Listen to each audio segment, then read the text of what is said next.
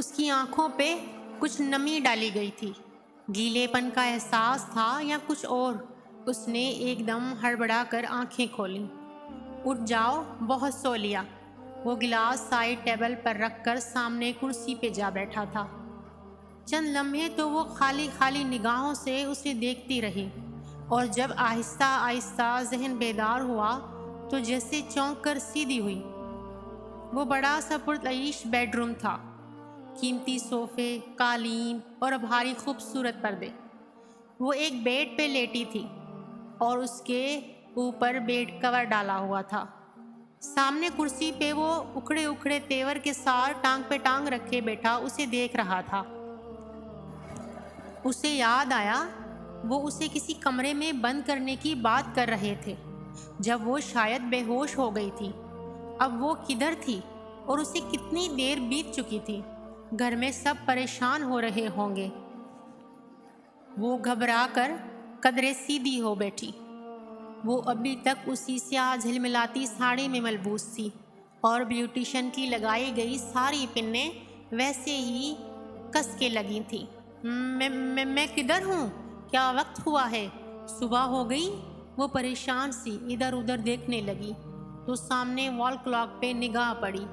3:30 بج رہے تھے۔ ابھی صبح نہیں ہوئی اور آپ وہیں ہیں جہاں آنے کے لیے فواد نے آپ کو ڈائمنڈ رنگ کا لالچ دیا تھا۔ مجھے فواد بھائی نے ایسا کچھ بھی نہیں کہا تھا۔ انہوں نے کہا تھا کہ میں فائل سائن کروا کر واپس آ جاؤں۔ میں جھوٹ نہیں بول رہی ہوں۔ میں کیسے مان لوں کہ تم سچ کہہ رہی ہو؟ آغا فواد تو کہتا ہے کہ تم اس کے گھر میں پلنے والی ایک یتیم لڑکی ہو، نہ کہ اس کی بہن۔ یتیم ہوں تبھی تو تم جیسے عیاشیوں کے ہاتھ بیچ ڈالا۔ اس نے مجھے جو میرا سگا تایا زاد بھائی تھا۔ تم سب گدھوں کا بس یتیموں پہ ہی تو چلتا ہے۔ وہ پھٹ پڑی تھی۔ مجھے یہ آنسو اور جذباتی تقریریں متاثر نہیں کرتی۔ اب وہ اطمینان سے سگریٹ سلگا رہا تھا۔ مجھے صرف سچ سننا ہے، اور ٹھیک ٹھیک، ورنہ میں تھانے لے جا کر تمہاری خال ادھیڑ دوں گا۔ میں جھوٹ نہیں بول رہی۔ مجھے صرف یہ بتاؤ کہ اس سے پہلے وہ تمہیں کتنا شیئر دیتا رہا ہے؟ کدھر کدھر بھیجا ہے اس نے تمہیں؟ اور تمہارے اس گینگ میں اور کون کون ہے؟ سگریٹ کا ایک کش لے کر اس نے دھواں چھوڑا تو لمحے بھر کو دھوئیں کے مرغولے ان دونوں کے درمیان حائل ہو گئے۔ مجھ سے قسم لے لو، میں سچ قسم لے لوں؟ واقعی؟ ہاں لے لیں۔ سو بندوں کے سامنے عدالت میں اٹھاؤ گی قسم؟ وہ ٹانگ پہ ٹانگ رکھے بیٹھا سگریٹ لبوں میں دبائے کش سے لے رہا تھا۔ میں تیار ہوں، مجھے عدالت میں لے جائیں، میں یہ سب دہرانے کو تیار ہوں۔ وہ تب ہوگا جب میں تمہارے کہے پہ یقین کروں گا، یقین جو ابھی تک مجھے نہیں آیا۔ اس نے سگریٹ ایش ٹرے میں جھٹکی، عراق کے چند ٹکڑے ٹوٹ کر گرے۔ میں سچ کہہ رہی ہوں، میرا کسی گینگ سے کوئی تعلق نہیں ہے۔ مجھے فواد بھائی نے کچھ نہیں بتایا تھا۔ تم اسے بچانے کی کوشش کر رہی ہو، میں جانتا ہوں۔ نہیں پلیز۔ وہ لحاف اتار کر بستر سے اتری اور گھٹنوں کے بل اس کے قدموں میں آ بیٹھی۔ اے ایس پی صاحب، اس نے اس کے سامنے دونوں ہاتھ جوڑ دیے۔ میں لا علم تھی کہ آپ کا کیا مقصد ہے، کہ فواد بھائی کا کیا مقصد ہے۔ میں میرٹ میں ڈنر پہ جانے کے لیے تیار ہوئی تھی۔ میرا کوئی قصور نہیں ہے۔ اس کی کانچ سنہری آنکھوں سے آنسو ٹوٹ کر گرنے لگے۔ اللہ کی قسم یہ سچ ہے۔ اللہ کی قسم کھانے کے لیے آغا فواد نے کیا پیش کیا تھا؟ ڈائمنڈ کا سیٹ؟ وہی شکی پولیس آفیسر اور مخصوص طنزیہ انداز۔ جتنا وہ شخص وجیہہ تھا، اس کی زبان اس سے بڑھ کر کڑوی تھی۔ محمل کا دل چاہا اس کا منہ نوچ لے، اور اگلے ہی پل وہ اس پہ جھپٹی اور اس کی گردن دبوچنی چاہی، مگر ہمایوں نے اس کی دونوں کلائیاں اپنی گرفت میں لے لیں۔ اس کشمکش میں محمل کے 2 ناخن اس کی گال سے رگڑے گئے۔ صرف آنکھیں نہیں، تمہاری تو حرکتیں بھی بلیوں والی ہیں۔ وہ کھڑا ہوا اور اس کی کلائیوں سے پکڑے پکڑے ساتھ کھڑا کیا، پھر جھٹکا دے کر چھوڑا۔ وہ 2 قدم پیچھے جا ہوئی۔ مجھے گھر جانا ہے، مجھے گھر جانے دو، میں تمہاری منت کرتی ہوں۔ وہ مڑ کر جانے لگا تو وہ تڑپ کر اس کے سامنے آ کھڑی ہوئی اور پھر سے ہاتھ جوڑ دیے۔ صبح ہو گئی تو میں بدنام ہو جاؤں گی۔ میں نے کہا نا بی بی، مجھے یہ جذباتی تقریریں متاثر نہیں کرتی۔ اس نے اپنے گال پہ ہلکا سا ہاتھ پھیرا اور پھر استاذیہ مسکرایا۔ پھر کہا، تم بہادر لڑکی ہو، میں تمہیں گھر جانے دوں گا، مگر ابھی نہیں، ابھی تم ادھر ہی رہو گی، کم از کم صبح تک۔ میں بدنام ہو جاؤں گی ایس پی صاحب، رات گزر گئی تو میری زندگی تباہ ہو جائے گی۔ ہو جائے، مجھے پرواہ نہیں ہے۔ وہ سگریٹ جھک کر ایش ٹرے میں پھینک کر دروازے کی طرف بڑھا۔ وہ ہاتھ جوڑے کھڑی رہ گئی اور وہ دروازہ باہر سے بند کر کے جا چکا تھا۔ دروازے کی جانب وہ لپکی اور ڈور ناب سے زور سے کھینچا۔ وہ باہر سے بند تھا۔ دروازہ کھولو، کھولو! وہ دونوں ہاتھوں سے زور زور سے دروازہ بجانے لگی، مگر جواب ندارو۔ وہ بے بس سی زمین پہ بیٹھتی چلی گئی۔ فواد، فواد اس کے ساتھ ایسا کر سکتا تھا؟ اسے یقین نہ آتا تھا۔ اس نے کیا بگاڑا تھا فواد کا، جو اس نے چند روپوں کے عوض اسے بیچ دیا؟ وہ گھٹنوں پہ سر رکھے آنسو بہاتی وہ شام یاد کر رہی تھی جب وہ اسے دیکھتے دیکھتے چونکا تھا اور چائے کا کپ لیتے ہوئے اس کی انگلیاں اس کے ہاتھ سے مس ہوئی تھیں۔ کم عمر، خوبصورت اور انچوہی، آغا نے کہا تھا یہ ہماری ڈیمانڈ پہ پوری اترتی ہے۔ تو وہ اس لیے چونکا تھا کہ کسی عیاش شخص کی بتائی گئی ڈیمانڈ پہ اس کے گھر میں پلنے والی وہ یتیم لڑکی پوری اترتی تھی۔ تم کتنی خوبصورت ہو محمل، مجھے پتہ ہی نہ چلا۔ اس کے لہجے کا افسوس اور پھر اس کی وہ ساری عنایتیں۔ وہ جانتا تھا کہ اس کی کمزوری کیا ہے۔ اس نے اس کو اس کی من پسند چیزوں کی جھلک دکھلائی، یہاں تک کہ وہ جب اس کے مکمل قابو میں آ گئی تو فواد نے اسے ادھر بھیج دیا، اور وہ بھی کتنی بے وقوف اور سادہ تھی، اسے پتہ ہی نہ چلا۔ وہ اس کو آفس میں ادھر ادھر چیزیں سائن کروانے بھیج دیتا تھا، اور کوئی کام تو اس نے محمل سے لیا ہی نہ تھا، وہ تب بھی نہ سمجھ سکی۔ اور اب یہ شخص ہمایوں داؤد نہیں جانتی تھی کہ یہ آدمی کون تھا، اس سے یہ سب باتیں کیوں پوچھ رہا تھا اور اس کا کیا مقصد تھا۔ اسے صرف علم تھا تو اتنا کہ اگر رات بیت گئی تو صبح اسے کوئی قبول نہ کرے گا، اور قبول تو شاید اب بھی کوئی نہ کرے۔ کوئی فواد کے خلاف اس کی بات یہ یقین نہیں کرے گا، کوئی اسے بے گناہ نہ سمجھے گا، اور فواد وہ تو شاید سر سے مکر ہی جائے گا کہ وہ کبھی محمل کو آفس لے کر گیا ہے۔ خدایا، وہ کیا کرے؟ اس نے بھیگا چہرہ اٹھایا۔ کمرہ قدرے دھندلا سا دکھائی دیتا تھا۔ اس نے پلکیں جھکائیں تو آنسوؤں کی دھند نیچے لڑکتی چلی گئی۔ کمرہ نہایت خوبصورتی سے آراستہ تھا۔ قیمتی قالین، خوبصورت فرنیچر اور بھاری مخملے پردے۔ پردے؟ وہ چونکی، کیا ان کے پیچھے کوئی کھڑکی تھی؟ وہ پردوں کی طرف دوڑی اور جھٹکے سے انہیں ایک رخ کھینچا۔ پردہ کھلتا چلا گیا۔ باہر ٹیرس تھا اور اس کی روشنیاں جلی ہوئی تھیں، جن میں وہ بغیر وقت کے دو گن مین جو کس کھڑی دیکھ سکتی تھی۔ اس نے گھبرا کر پردہ برابر کیا۔ اللہ تعالیٰ پلیز! وہ رو کر دعا کرنے لگی، اور جب دعا کرتے کرتے تھک گئی تو ڈریسنگ ٹیبل کے سامنے آ کھڑی ہوئی اور اپنا عکس دیکھا۔ رونے سے سارا کاجل بہہ گیا تھا، آنکھیں متورم اور قدرے بھیانک لگ رہی تھیں۔ جوڑا ڈھیلا ہو کر گردن تک آ گیا تھا اور گھنگریالی لٹوں کے بل سیدھے ہونے لگے تھے۔ محمل ایک مضبوط اعصاب کی لڑکی تھی، اس کے باوجود فواد کے اس بھیانک روپ کا صدمہ اتنا شدید تھا کہ شروع میں تو اس نے ہمت ہار دی اور اعصاب جواب دے گئے، لیکن اب وہ کسی حد تک سوچنے سمجھنے کے قابل ہوئی تھی۔ فواد سے بدلے تو وہ بعد میں چکائے گی، ابھی اسے اکھڑا اور سرد مہر ایس پی کی قید سے نکلنا تھا۔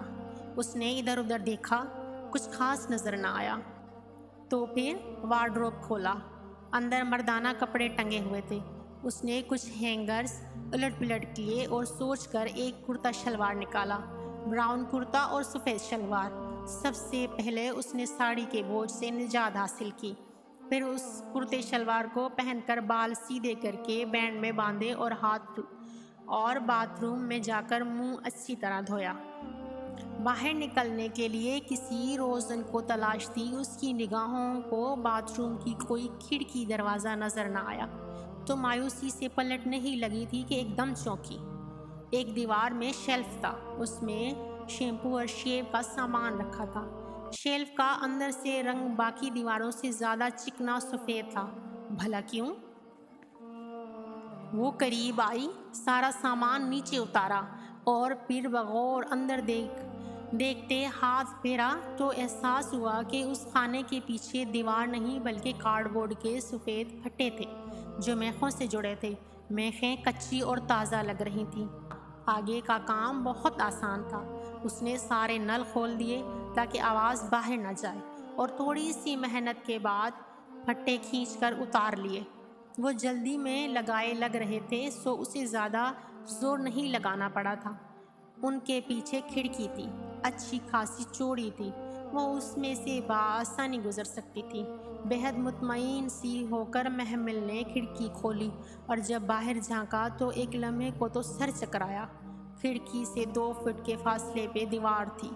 گھر کی 4 دیواریں، کھڑکی اور 4 دیواری کے درمیان صرف خلا تھا اور نیچے بہت نیچے پکا فرش تھا۔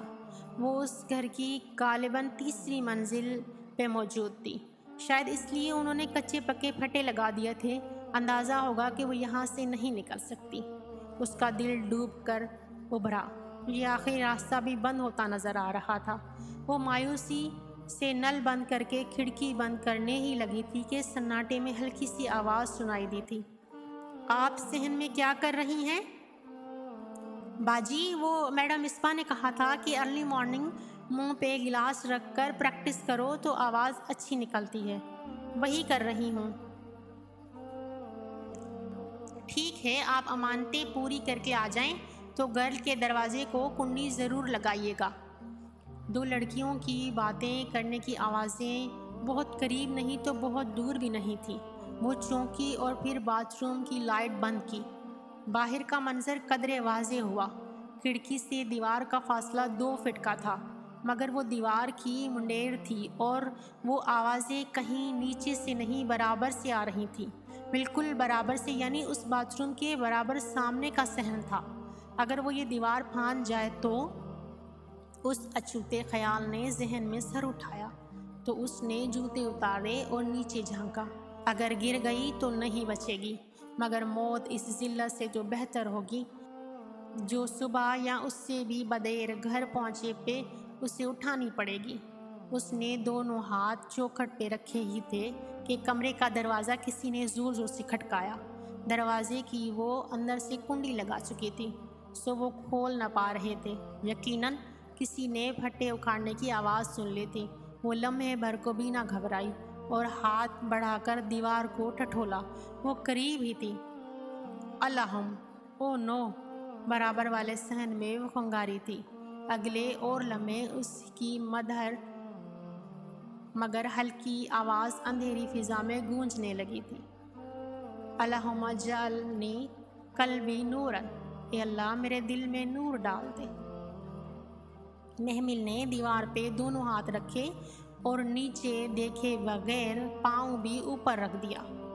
وفی بصری نوراً وفی سمعی نوراً، اور میری بصارت و سماعت میں نور ہو۔ گھوڑے کی پیٹھ پہ سوار کی طرح سے وہ دیوار پہ بیٹھی اور نیچے دیکھا۔ صحن کی زمین بہت قریب تھی، دیوار چھوٹی سی تھی۔ وَأَنَّ یَمْنِی نُورًا وَأَنَّ یَسَارِی نُورًا، اور میرے دائیں ہاتھ اور بائیں جانب نور ہو۔ اس نے آہستہ سے دونوں پاؤں زمین پہ رکھے اور بالآخر برابر والوں کی چھت پہ اتر آئی تھی۔ لمحے بھر کو وہ بے یقین سی پلٹ کر دیوار کو دیکھنے لگی جس کے پار ASP ہمایوں داؤد کا گھر تھا، بلکہ قید خانہ جس سے وہ نکل آئی تھی۔ اسی پل دیوار کے پار سے روشنی چمکی۔ وہ ٹھٹکی۔ یقیناً کسی نے باتھ روم کی لائٹ جلائی تھی۔ اپنی بے وقوفی پہ اسے غصہ آیا۔ اسے باتھ روم کا دروازہ بند کر کے نل کھول کر آنا چاہیے تھا، مگر آدھی فراری تو نہ تھی، یا پھر اس لڑکی کی آواز کے فصوں میں ایسی کھوئی تھی کہ ہوش نہ رہا تھا۔ وفوقی نوراً وتحتی نوراً، اور میرے اوپر اور نیچے نور ہو۔ سامنے ایک برانڈا تھا جس کے آگے گرل لگی تھی۔ گرل کا دروازہ کھلا تھا اور دروازے سے کافی دور ایک لڑکی زمین پہ بیٹھی گل سے ٹیک لگائے آنکھیں بند کیے منہ پہ گلاس رکھے گنگرا رہی تھی۔ وَأَمَّامِي نُورًا وَخَلْفِي نُورًا، اور میرے آگے پیچھے نور ہو۔ وہ دیوار کے ساتھ ساتھ گھٹنوں کے بل رینگتی گرل تک آئی۔ وہ لڑکی دنیا و مافیا سے بے خبر اپنی مناجات میں گم تھی۔ وَاجْعَل لِّي نُورًا، اور میرے لیے نور بنا دے۔ محمل چاپ پیدا کیے بغیر دروازے سے اندر رینگ گئی۔ لڑکی اسی طرح مگن سی تھی۔ وَفِي لِسَانِي نُورًا وَأَصْبِي نُورًا، اور میری زبان و اعصاب میں نور ہو۔ اس نے دھڑکتے دل کے ساتھ ادھر ادھر دیکھا۔ لمبا سا برآمدہ خالی تھا، بس دور ایک فرش پڑا تھا اور اس کے ساتھ جالی دار الماری تھی۔ اندھیرے میں مندھم چاندنی کے باعث اسے اتنا ہی نظر آیا تھا۔ وہ بہت آہستہ آہستہ سے اٹھی اور دبے پاؤں فرش کی طرف بڑھی۔ وَلَمْحِي نُورًا وَدَمِي نُورًا، اور میرے گوشت اور لہو میں نور ہو۔ فریج اور الماری کے درمیان چھپنے کی جگہ تھی۔ وہ جھٹک کے ان کے درمیان آ بیٹھی، مگر سامنے ہی دروازہ تھا۔ وہ لڑکی واپس آتی تو سیدھی اس پہ نگاہ پڑتی۔ نہیں، اسے یہاں چھپنے کے بجائے نیچے جانا چاہیے۔ وَشَعْرِي نُورًا وَبَشْرِي نُورًا، اور میرے بال اور کھال میں نور ہو۔ اندر جانے والا دروازہ بند تھا، اگر اسے کھولتی تو آواز باہر جاتی۔ وہ پریشان سی کھڑی ہوئی، تب ہی جالی دار الماری کے ہینڈل سے کچھ لٹکتا نظر آیا۔ اس نے جھپٹ کر وہ اتارا، سیاہ جارجٹ کا لبادہ۔ اس نے چاند کی روشنی میں آنکھیں پھاڑ پھاڑ کر دیکھنا چاہا۔ وَاجْعَلْ فِي نَفْسِي نُورًا، اور میرے نفس میں نور ہو۔ باہر وہ بے خبر سی ابھی تک دعا پڑھ رہی تھی۔ اس نے لبادہ کھولا، وہ سیاہ عبایا تھا اور ساتھ ایک گرے اسکارف۔ محمل نے پھر کچھ نہیں سوچا اور عبایا پہننے لگی۔ تبھی اسے احساس ہوا کہ وہ مردانہ کرتا شلوار میں کھڑی ہے اور ننگے پاؤں ہے۔ وہ عبایا بھی اسے غنیمت لگا تھا۔ وَأَزْمِي لِي نُورًا، اور میری ہڈیوں میں نور ہو۔ اسکارف کو اس نے بمشکل چہرے کے گرد لپیٹا۔ عادت نہ تھی تو مشکل لگ رہا تھا۔ اب اسے کسی طرح نیچے جا کر سڑک تک پہنچنا تھا۔ آگے اپنے گھر کا راستہ تو آنکھیں بند کر کے بھی آتا تھا۔ اللہم اعطنی نوراً، اے اللہ مجھے نور عطا کر۔ وہ اسی ترنم میں پڑھتی رہی تھی۔ محمل تیزی سے عبائے کے بٹن بند کر کے اسکارف پہ ہاتھ پھیر کر درست کر رہی تھی کہ ایک دم اسے بہت خاموشی لگی۔ باہر صحن بہت چپ سا ہو گیا تھا، شاید اس لڑکی کی دعا ختم ہو گئی تھی۔ اس نے قدرے گھبراہٹ قدرے جلد بازی میں تیزی سے دروازہ کھولنا چاہا۔ اسی پل اس لڑکی نے پیچھے گرل کی چوکھٹ پہ قدم رکھا۔ السلام علیکم، کون؟ چوکئی سی آواز اسے عقب میں ابھری تو اس کے بڑھتے قدم رک گئے۔ دروازے پہ ہاتھ رکھے رکھے وہ گہری سانس لے کر پلٹی۔ سامنے شلوار قمیض میں ملبوس، سر پہ دوپٹہ لپیٹے، ہاتھ میں کتاب پکڑے، الجھی نگاہوں سے اسے دیکھ رہی تھی۔ محمل کا دل زور سے دھڑکا۔ وہ رنگے ہاتھوں پکڑی گئی تھی۔ جانے اب کیا ہوگا؟ وہ میں آپ کی آواز سن کر آئی تھی، بہت اچھی تلاوت کرتی ہیں آپ۔ تلاوت نہیں، وہ دعائے نور تھی۔ میری آواز نیچے تک آ رہی تھی کیا؟ لڑکی کا انداز سادہ مگر محتاط تھا۔ محمل کا دماغ تیزی سے کام کر رہا تھا۔ اسے کسی طرح اس لڑکی کو باتوں میں الجھا کر وہاں سے نکلنا تھا۔ ایک دفعہ وہ سڑک تک پہنچ جائے تو آگے گھر کے تمام راستے اسے آتے تھے۔ خوبصورت آواز ہر جگہ پہنچ جاتی ہے۔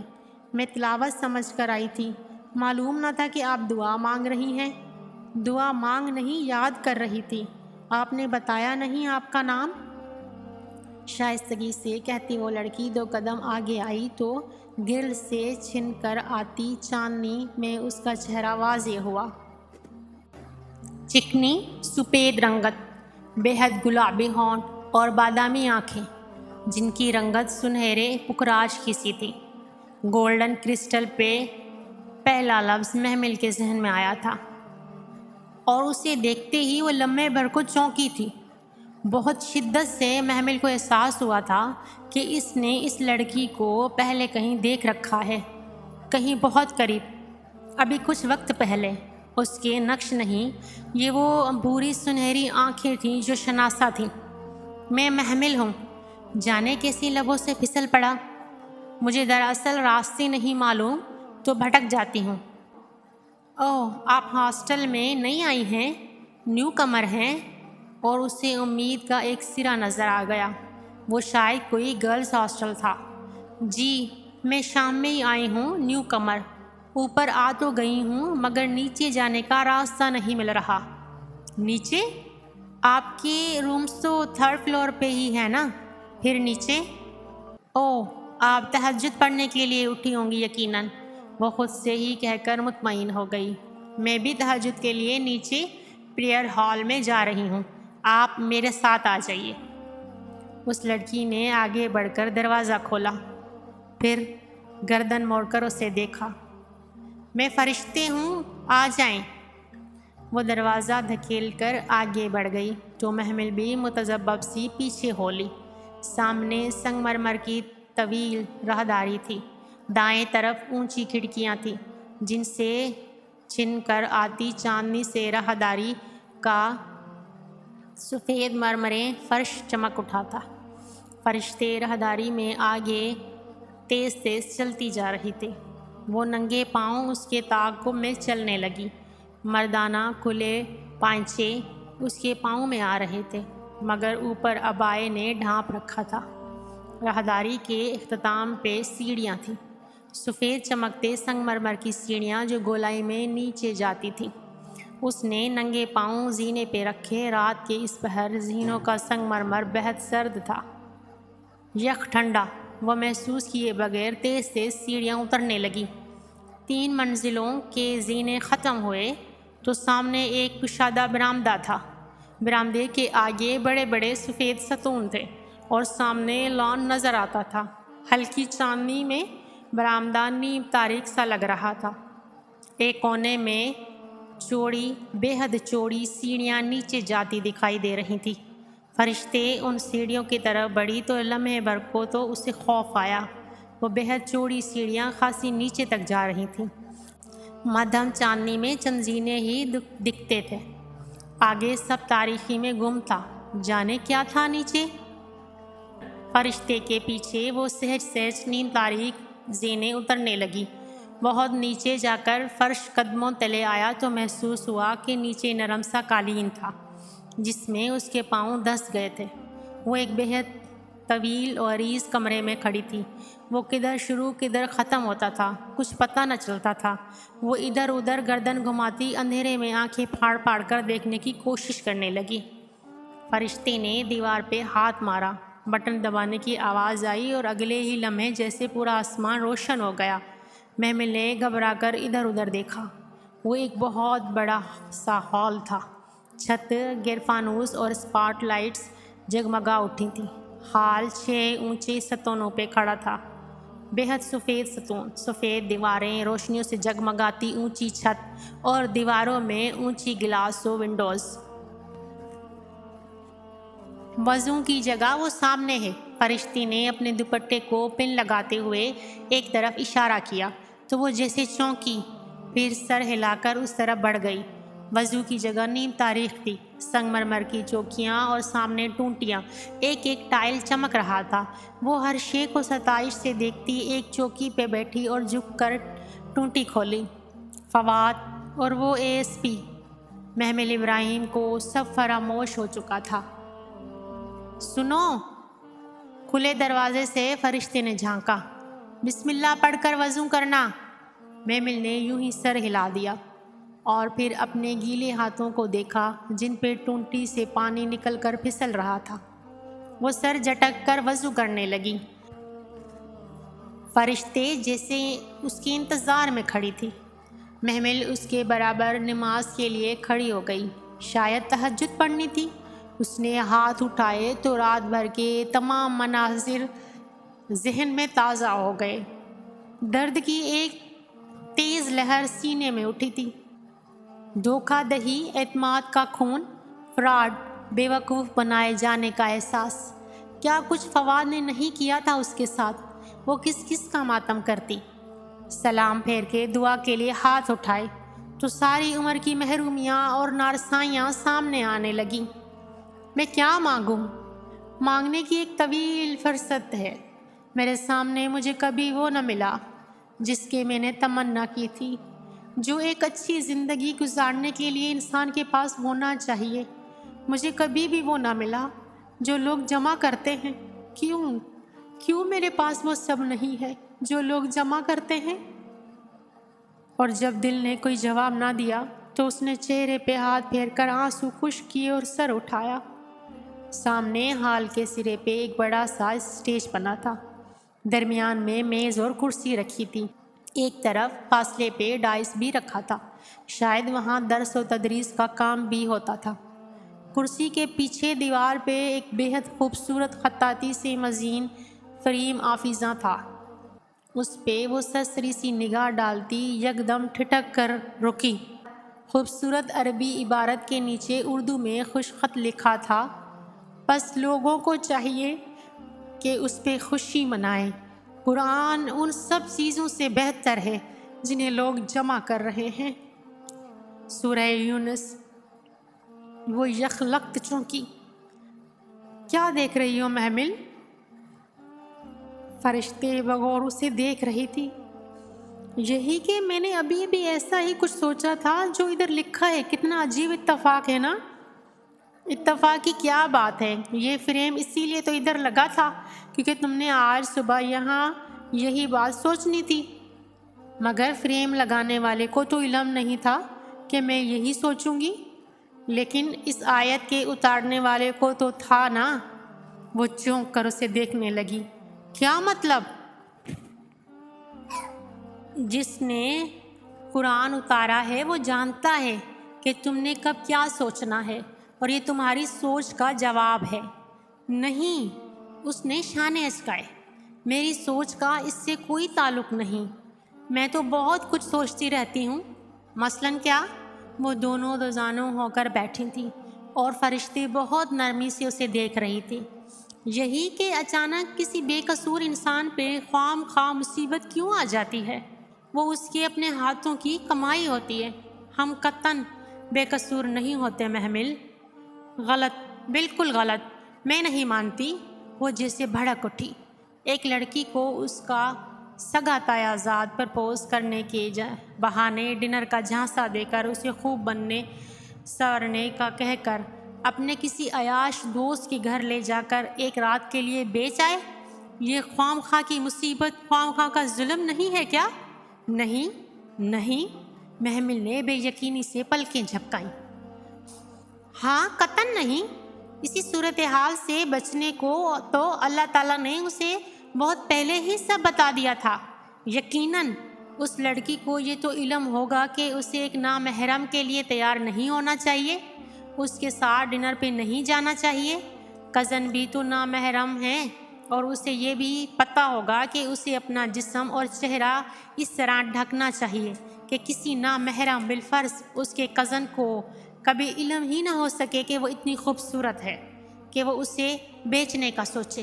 اب بتاؤ، یہ ظلم ہے یا اس کے اپنے ہاتھوں کی کمائی؟ وہ دھواں ہوتے چہرے کے ساتھ بنا پلک جھپکے فرشتے کو دیکھتی رہی تھی، جو سر جھکائے دوزانوں بیٹی آہستہ آہستہ نرمی سے کہہ رہی تھی۔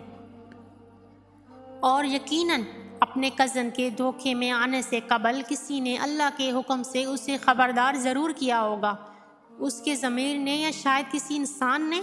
اگر اس نے پھر بھی نہیں سنا اور اس کے باوجود اللہ تعالیٰ اسے عزت اور حفاظت سے رکھے، یہ تو اللہ کا بہت بڑا احسان ہے، آؤٹ آف دی فیور ہے۔